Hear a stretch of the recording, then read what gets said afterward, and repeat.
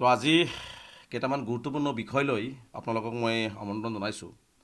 আমি প্ৰথমৰ পৰাই অভিযোগ কৰি আহিছিলোঁ যে অসম চৰকাৰ, বৰ্ডাৰ পুলিচ আৰু গৃহ বিভাগে যিধৰণে বাংলাদেশী বিতৰণৰ নামত নাটক কৰি আছে আৰু যিধৰণে বাংলাদেশী বিতৰণ কৰাৰ প্ৰক্ৰিয়া আৰম্ভ কৰিছে, এই প্ৰক্ৰিয়াটো সম্পূৰ্ণ আঁসোৱাযুক্ত হৈ আছে আৰু ইয়াত সম্পূৰ্ণ চৰকাৰী একপক্ষীয়ভাৱে ধৰ্মীয় সংখ্যালঘুসকলক টাৰ্গেট কৰি লৈ এই কামবোৰ কৰি আছে। আমি স্পষ্টকৈ কৈছোঁ যে বাংলাদেশী বিতৰণ কৰাৰ ক্ষেত্ৰত সৰ্বভাৰতীয় পৰ্যায়ত বিভিন্ন ষ্টেটত নিয়মবিলাক সুকীয়া আৰু অসমৰ ক্ষেত্ৰত কিন্তু নিয়মবোৰ সুকীয়া, কাৰণ অসমত কাট অফ ইয়াৰ 1971 25 মাৰ্চ আছে, যিটো সুপ্ৰিম কোৰ্টে একেবাৰে নিৰ্ধাৰণ কৰি দিছে। ইয়াত NRC হৈছে, ইয়াত NRCৰ মানুহ আবেদন কৰিছে, ইয়াত 19 লাখ মানুহৰ নাম বাদ পৰি আছে, ইয়াত ফৰেনাৰ্ছ ট্ৰিবিউনেলছ আছে, ইয়াত মানুহৰ বিভিন্ন সময়ত কেছ চলি আছে। গতিকে অসমৰ ক্ষেত্ৰত, অসমৰ প্ৰেক্ষাপটত বিদেশী বহিষ্কৰণৰ প্ৰেক্ষাপটটো সম্পূৰ্ণ সুকীয়া, যাৰ কাৰণে অসম চৰকাৰক আমি বাৰে বাৰে দাবী উত্থাপন কৰি আহিছিলোঁ যে অসম চৰকাৰে, অসমৰ মুখ্যমন্ত্ৰী, গৃহ বিভাগ, বৰ্ডাৰ পুলিচে বাংলাদেশী বিতৰণ কৰাৰ নামত যাতে কোনো ভাৰতীয় নাগৰিক হাৰাশাস্তি নহয়, তাৰ কাৰণে তেওঁলোকে খুব সূক্ষ্মভাৱে বাংলাদেশী বিতৰণ প্ৰক্ৰিয়াটো আৰম্ভ কৰক। কাৰণ আমি বাংলাদেশী বিতৰণ হোৱাটো আমি বিচাৰোঁ। আমাৰ স্পষ্ট সদৌ অসম সংখ্যালঘু ছাত্ৰ ইউনিয়নৰ স্পষ্ট মত যে 1971 চনৰ 25 মাৰ্চত যিসকল অসমত আছে তেওঁলোকক অসমৰ পৰা বিতৰণ কৰিব লাগে। ইয়াত কোনো দ্বিধাবোধ নাই। সদৌ অসম সংখ্যালঘু ছাত্ৰ ইউনিয়নৰ নামচুৱে সদায় সহযোগিতা কৰিব, অসমৰ সংখ্যালঘু ৰাইজে সহযোগিতা কৰিব। কিন্তু ইয়াত দেখা গৈছে যে চক্ৰান্তমূলকভাৱে সৰ্বভাৰতীয় পৰ্যায়ৰ যিটো প্ৰেক্ষাপট, সেই প্ৰেক্ষাপটটোকে আগত ৰাখি, গৃহ বিভাগৰ এক নিৰ্দেশ আগত ৰাখি অসমৰ মুখ্যমন্ত্ৰীয়ে, অসমৰ গৃহ বিভাগ, অসমৰ বৰ্ডাৰ পুলিচে কোনো নীতি নিয়ম নোহোৱাকৈ যধে মধে প্ৰকৃত ভাৰতীয় নাগৰিকসকলৰ ওপৰতো অন্যায় কৰা আমাৰ দৃষ্টিগোচৰ হৈছে। আমি স্পষ্টকৈ কৈছোঁ যে আজি অসম চৰকাৰে যি ধৰণে মানুহবিলাকক বাংলাদেশলৈ প্ৰেৰণ কৰাৰ ব্যৱস্থা কৰি আছে, এইটো সম্পূৰ্ণভাৱে মানে আহোৱাযুক্ত হৈ আছে। ইয়াত সম্পূৰ্ণ ভুল নীতিত চলি আছে। কাৰণ যদি অসম চৰকাৰে যদি বাংলাদেশলৈ মানুহ প্ৰেৰণ কৰি আছে, অসম চৰকাৰে বাংলাদেশক গোটাই দিবৰ সাহস কিয় গোটাব পৰা নাই? বৰ্ডাৰত বাংলাদেশৰ মাটিত কিয় থৈ আহিব পৰা নাই? তাৰ মানে ইয়াত নিশ্চিতভাৱে বুজা যায় যে এই যিসকল মানুহক তেওঁলোকে বৰ্ডাৰলৈকে লৈ গৈছে, সেইসকল মানুহ ভাৰতীয় নাগৰিক হিচাপে নিশ্চিতভাৱে তেওঁলোকে দাবী কৰে। আৰু আমিও স্পষ্টকৈ কওঁ যে যিসকল মানুহক লোৱা হৈছে, এইসকল মানুহৰ পৰিয়াল ইতিমধ্যে এতিয়াও ভাৰতীয় নাগৰিক হৈ অসমৰ বাসিন্দা হৈ আছে। তো সেইসকল মানুহ কেনেকৈ বিদেশী হ'ব পাৰে? যাৰ কাৰণে আমি বাৰে বাৰে কৈছিলোঁ যাতে ইয়াত কোনো আহোৱা নাথাকে, ইয়াত যাতে কোনো ভাৰতীয় নাগৰিক হাৰাশাস্তিৰ বলি নহয়, কাৰণ ভাৰতীয় নাগৰিক যাতে অন্য এখন দেশত যাযাবৰী জীৱন যাপন কৰিব নহয় বা অন্য এখন দেশৰ মানে এই সমস্যাৰ সন্মুখীন নহয়, যাতে প্ৰকৃত বাংলাদেশীয়ে যাতে অসমৰ পৰা বিতৰণ হয়, তাৰ কাৰণে আমি বাৰে বাৰে চৰকাৰক সূক্ষ্মভাৱে বস্তুটো নিৰীক্ষণ কৰি সকলো ধৰণৰ আইনী প্ৰক্ৰিয়া সমাপন কৰি তেওঁলোকক কামখিনি কৰাৰ কাৰণে আমি দাবী উত্থাপন কৰি আহিছিলোঁ। কিন্তু একপক্ষীয়ভাৱে মই প্ৰথমবাৰৰ কাৰণে বাৰে বাৰে স্পষ্ট কৰিছোঁ যে কেৱল মাত্ৰ মুছলমানসকলক, ধৰ্মীয় সংখ্যালঘুসকলক ইয়াত টাৰ্গেট কৰা হৈছে। আজি আপোনালোকে কওক, দৰঙৰ এজনী মহিলা, 9 মহীয়া বাচ্চা আছে তাৰ কোলাত, সেই মহিলাজনীৰ এতিয়াও পিতৃ ভাৰতীয়, মাতৃ ভাৰতীয়, তাৰ ভনী ভাৰতীয়, তেওঁ কেনেকৈ বিদেশী হ'ল? আজি একমাত্ৰ দৰিদ্ৰৰ দুখীয়া হোৱাৰ কাৰণে, বৰ্ডাৰ পুলিচৰ ইনকুৱাৰীৰ ভুলৰ কাৰণে, এপটিকটৰ মেম্বাৰৰ একপক্ষীয় নীতিৰ কাৰণে সেই মানুহজনীক ফৰেনাৰ্ছ ডিক্লেয়াৰ কৰা হৈছে। কিন্তু সেই মানুহজনীক যদি সম্পূৰ্ণভাৱে আইনী সাহায্য হাইকোৰ্ট বা সুপ্ৰিম কোৰ্টত দিয়া হয়, তেওঁ সম্পূৰ্ণভাৱে, যিহেতু তেওঁৰ পৰিয়াল ভাৰতীয়, তেওঁলোকে ভাৰতীয় বুলি প্ৰতিপন্ন কৰিব পাৰিব।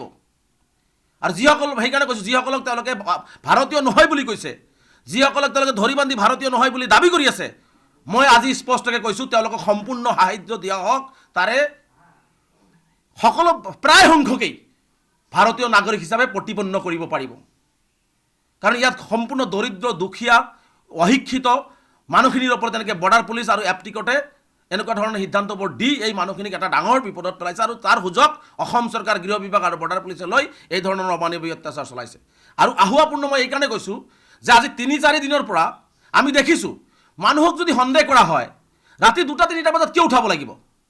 মুখ্যমন্ত্ৰীক মই স্পষ্টকৈ কৈছোঁ, কাৰোবাক যদি সন্দেহ হয়, দিনৰ পোহৰত গাঁওবাসীক লগত লৈ, পুলিচক লগত লৈ, গাঁওবুঢ়াক লগত লৈ, পঞ্চায়তৰ বিষয়াসকলক লগত লৈ গৈ সেই মানুহখিনিক তেওঁলোকে পৰীক্ষা কৰক। কিন্তু ৰাতাৰাতি 2 বজাত, 3 বজাত উঠাই লৈ আহিব, পৰিয়ালক তেওঁলোকে নক'ব ক'ত লৈ যোৱা হ'ল, এই কথাবিলাক তেওঁলোকে নকয়। আজি বিহাৰী সম্প্ৰদায়ৰ মানুহকো, বিহাৰৰ পৰা আহিছে সেইসকল মানুহক আজি উঠাই লৈ আহিছে, পৰিয়ালক তেওঁলোকে কৈ থকা নাই। যোৱাকালিও চিৰাঙত প্ৰায় 36 ঘণ্টা পৰিয়ালে গমেই নাপালে তেওঁলোকে ক'ত আছিলে। তাৰপিছত তেওঁলোকে যেতিয়া কাগজ পাতি তেওঁলোকৰ পুংখাপুংখ কাগজ পাতি চোৱাত আমাৰ কোনো আপত্তি নাই। কাৰোবাৰ সন্দেহ হৈছে কাগজ পাতি চাব, তাত আমি সহযোগিতাও কৰি আছোঁ আৰু সহযোগিতা ৰাইজে কৰিব। কিন্তু ৰাতি কিয় সন্দেহ হৈছে? দিনত মাতি আনক, দিনত বহক, গাঁৱত বহে, পঞ্চায়তত বহে, DC অফিচত বহে, য'তে বহে। কাৰণ এই সংখ্যালঘু জাতিটোৱে বিদেশী সমস্যাটোৰ স্থায়ী সমাধান বিচাৰি আছে। একেবাৰে ভাৰতবৰ্ষৰ স্বাধীনতাৰ পিছৰ পৰাই এই সমস্যাটো তেওঁলোকে যেতিয়া ভুগি আছে, এই সমস্যাটো সমাধানৰ একেবাৰে চিৰস্থায়ী সমাধান বিচাৰে। যাৰ কাৰণে বাৰে বাৰে আমি পৰীক্ষাও দি আহিছোঁ, পৰীক্ষাত আমি কেতিয়াও কোৱা নাই। আৰু অসম চৰকাৰৰ যদি ইমানেই এই মানুহখিনিক পৰীক্ষা কৰাৰ মন আছে, মই এটা কথা কওঁ, বিশ্বত যদি এনেকুৱা কোনো মেচিন আছে, সেই মেচিনো তেওঁলোকে কিনি আনক, সেই মেচিনতো আমি পৰীক্ষা দিম যে আমি ভাৰতীয় নাগৰিক হয়। কাৰণ কোনো ভাৰতীয় নাগৰিকে বিদেশী এজন মানুহে কেতিয়াও মই ভাৰতৰ বাসিন্দা কেতিয়াও নকয়। যি ভাৰতৰ বাসিন্দা, যি অসমৰ বাসিন্দা, যি ইয়াত জন্মগ্ৰহণ কৰিছে, সেইসকল সেই অন্তৰৰ পৰা ক'ব পাৰে যে মই ভাৰতীয় বাসিন্দা। আজি 90 বছৰ ইয়াত থকাৰ পিছত, আজি 90 বছৰ ইয়াত জন্ম হৈছে, ইয়াৰ বাপেক মাক ইয়াত থকাৰ পিছত সেই 90 বছৰীয়া মানুহজন কেনেকৈ বিদেশী হয়? মই মুখ্যমন্ত্ৰীক প্ৰশ্ন কৰিছোঁ। ইমান নিৰ্দয়, ইমান হৃদয়হীন, ইমান নিষ্ঠুৰ, ইমান অমানৱীয়, ইমান অত্যাচাৰী মুখ্যমন্ত্ৰী ভাৰতবৰ্ষৰ বুকুত বা কোনো ৰাজনৈতিক নেতা, হিমন্ত বিশ্ব শৰ্মাৰ দৰে নেতা জন্মই হোৱা নাই। যে ইমানেই নিষ্ঠুৰ, ইমানেই অমানৱীয়, ইমানেই অত্যাচাৰী শাসক ভাৰতবৰ্ষৰ মানুহে দেখা নাই।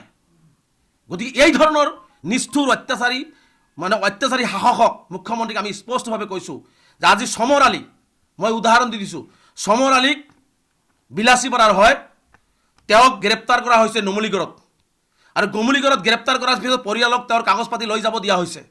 পৰিয়ালৰ মানুহ নুমলীগড়ত কাগজ পাতি লৈ যোৱাৰ পিছত মই যে আহুৱাপূৰ্ণ আছে, মুখ্যমন্ত্ৰীক যে চেলেঞ্জ কৰিছোঁ, যিসকলক আপুনি গ্ৰেপ্তাৰ কৰিছে পুংখানুপুংখভাৱে চাওক, আইনী সহায় দিয়ক, সম্পূৰ্ণ মানুহ ভাৰতীয় হিচাপে প্ৰতিপন্ন কৰিব পাৰিব।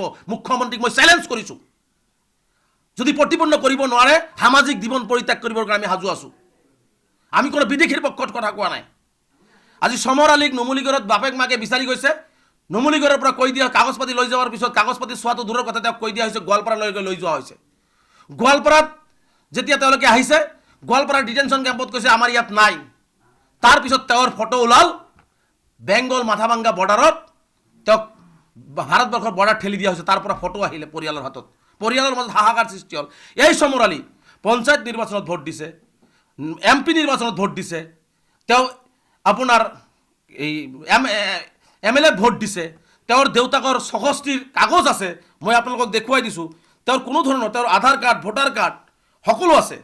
ইয়াত কোনো ধৰণৰ এইবিলাক চাওক, ইয়াত কোনো ধৰণৰ তেওঁৰ নামৰ ভুল, দেউতাকৰ লিংকেজৰ কোনো ভুল নাই। এজন মানুহৰ কেছ নথকা অৱস্থাত কেনেকৈ তেওঁক মাথাভাঙ্গালৈকে লৈ যাব পাৰে? বাৰে বাৰে কৈছোঁ যে আজি খাইৰুল ইছলামক গ্ৰেপ্তাৰ কৰা হৈছে, পঠাই দিয়া হৈছে। সেই খাইৰুল ইছলামৰ কেছ সুপ্ৰিম কোৰ্টত চলি আছে। আজি মনোৱাৰা বেগম ধুবুৰীৰ, তেওঁৰ কেছ সুপ্ৰিম কোৰ্টত চলি আছে। স্পষ্টকৈ মুখ্যমন্ত্ৰী জনা উচিত, যিসকলৰ নাম NRCত অহা নাই, যিসকলৰ নাম NRCত আহিছে, যিসকলে NRCত আবেদন কৰিছে, যিসকলৰ সুপ্ৰিম কোৰ্ট, হাইকোৰ্ট বা FT কোৰ্টত কেছ চলি আছে, তেওঁলোকক উঠাই আনিব নোৱাৰে।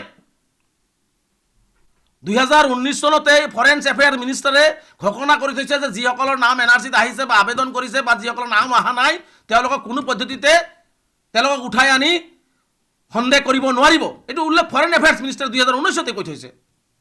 যিসকলৰ এতিয়া দেখিছোঁ সুপ্ৰিম কোৰ্টত কেছ চলি থকা, FT কোৰ্টত কেছ চলি থকা, কাৰোবাৰ গাত ডি ভোটাৰ লাগি আছে, সেই ডি ভোটাৰ লাগি থকা, কাৰোবাৰ হাইকোৰ্টত কেছ চলি আছে, সেই মানুহবিলাকক উঠাই ৰাতিৰ অন্ধকাৰত ক'ত লৈ যোৱা হৈছে পৰিয়ালকো কোৱা হোৱা নাই। যদি এইসকল মানুহ বিদেশী হয়, তেনেহ'লে বাকী পৰিয়ালৰ মানুহখিনি স্বদেশী কেনেকৈ হয়? মুখ্যমন্ত্ৰী ইয়াৰ জবাব দিব লাগিব।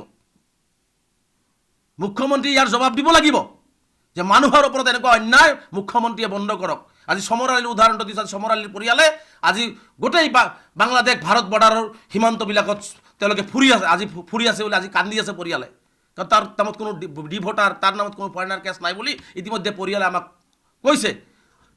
আজি সেই এনেকুৱা উদাহৰণ, আজি গোলাঘাটত আব্দুল বাছেৰ নামৰ এজন ব্যক্তিৰ ঘৰত পুলিচ গৈ তেওঁৰ ঘৰৰ দৰ্জা ভাঙিছে, তেওঁৰ ঘৰৰ গ্ৰিল ভাঙিছে, তেওঁৰ ওপৰত অত্যাচাৰ কৰিছে। তেওঁৰ 64টিৰ আগৰ বহু কাগজ পাতি আছে। আৰু এনেকুৱা ধৰণে নিৰ্মমভাৱে হাৰাশাস্তি কৰি আছে, নিৰ্মমভাৱে হাৰাশাস্তি কৰি আছে। গতিকে আমি সেইকাৰণে অহা শনিবাৰে মুখ্যমন্ত্ৰীয়ে বিদেশী খেদাৰ নামত অসমত যে ধৰ্মীয় সংখ্যালঘুসকলক টাৰ্গেট কৰি, অসমৰ ধৰ্মীয় সংখ্যালঘুসকলক যে এই নিৰ্মম অত্যাচাৰ চলোৱা হৈছে, এই কথাবোৰ আলোচনা কৰি পৰৱৰ্তী এক সঠিক আৰু গণতান্ত্ৰিক কঠিন পদক্ষেপ গ্ৰহণ কৰিবৰ কাৰণে আমি গুৱাহাটীত নাগৰিক সভাৰ আয়োজন কৰিছোঁ। আমি কেন্দ্ৰীয় কাৰ্যনিৰ্বাহক সভাও জৰুৰী আয়োজন কৰিছোঁ। শনিবাৰৰ পিছত অসমৰ সংখ্যালঘু সমাজৰ ওপৰত, অসমৰ ধৰ্মীয় সংখ্যালঘুসকলক নীতি নিয়ম বহিৰ্ভূতভাৱে আইন কানুন নোহোৱাকৈ, আজি যোৱাকালিও দেখিছোঁ ধুবুৰীত বহুত কেইজন মানুহক গ্ৰেপ্তাৰ কৰা হৈছে, তেওঁলোকক ৰাতি উঠাই লৈ আহিছে। ইতিমধ্যে তেওঁলোকক হাইকোৰ্টে গ্ৰেপ্তাৰ কৰিব নোৱাৰিব বুলি, তেওঁলোকক বৰ্ডাৰলৈকে পঠাই দিব নোৱাৰিব বুলি যাতে উল্লেখ কৰাৰ পিছতো সেইসকল মানুহকো কৰা হৈছে। আমি বাৰে বাৰে কৈছোঁ, প্ৰকৃত বাংলাদেশী আছে বাংলাদেশলৈ প্ৰেৰণ কৰক, বাংলাদেশৰ ঘৰলৈ তেওঁলোকে পঠিয়াই দিয়ক। কিন্তু এনেকুৱা ধৰণৰ অত্যাচাৰ কিয়? নে কেৱল মুছলমান হোৱাৰ বাবে? মুখ্যমন্ত্ৰীয়ে ৰাজনৈতিক উদ্দেশ্য আগত ৰাখি মুখ্যমন্ত্ৰীয়ে নিজৰ গাদীখনৰ সুৰক্ষিত কৰাৰ স্বাৰ্থত মানুহক এনেকুৱা ধৰণৰ অন্যায় কৰাটো কোনো পদ্ধতিতে সভ্য সমাজে কৰিব নোৱাৰে।